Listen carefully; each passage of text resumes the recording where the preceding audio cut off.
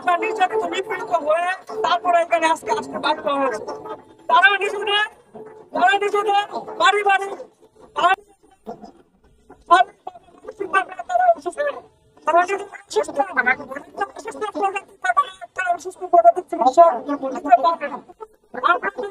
সুস্থ থাকি আমরা চিকিৎসা করতে পারবো না। আমাদের কাছে সুস্থ থাকি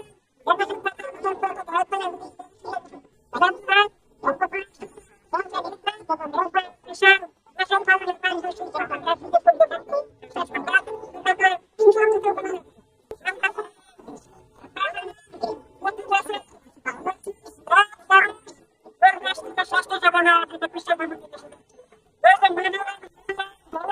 বাংলাদেশে চলে যাচ্ছে। যদি আমাদেরকে বিশেষজ্ঞ লেভেল বিশেষজ্ঞ ভালোভাবে বিশেষজ্ঞ তৈরি করা হতো তাহলে এর বাইরে কিন্তু একটা কুচক্রি মহল চাই না বাংলাদেশ মাথা তুলে দাঁড়াক, মাথা উঁচু করে দাঁড়াক। একটা কুচক্রি মহল চাই না এবং তারা সে বাংলাদেশের স্বাস্থ্য খাতে কখনো মাথা উঠতে দেয় না।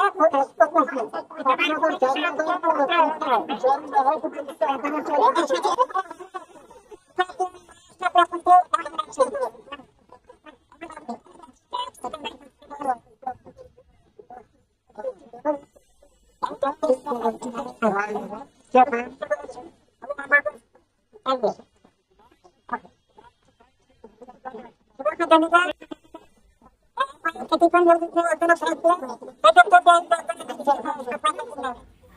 বঙ্গবন্ধু শেখ মুজিব মেডিকেল বিশ্ববিদ্যালয় ও Bangladesh college of physicians and সার্জনসের অধিভুক্ত পোস্ট গ্র্যাজুয়েট প্রাইভেট ট্রেনি চিকিৎসকেরা ভাতা বাড়ানোর দাবিতে কর্মবিরতি ও অবস্থান ধর্মঘট শুরু করেছেন।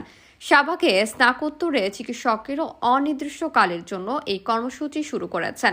কর্মসূচিতে বক্তব্য দেন স্নাতকোত্তর চিকিৎসকরা। তারা বলেন, রাজধানী সহ দেশের বিভিন্ন হাসপাতালে প্রায় 13,000 স্নাতকোত্তর অধ্যয়নরত চিকিৎসক কর্মরত আছেন।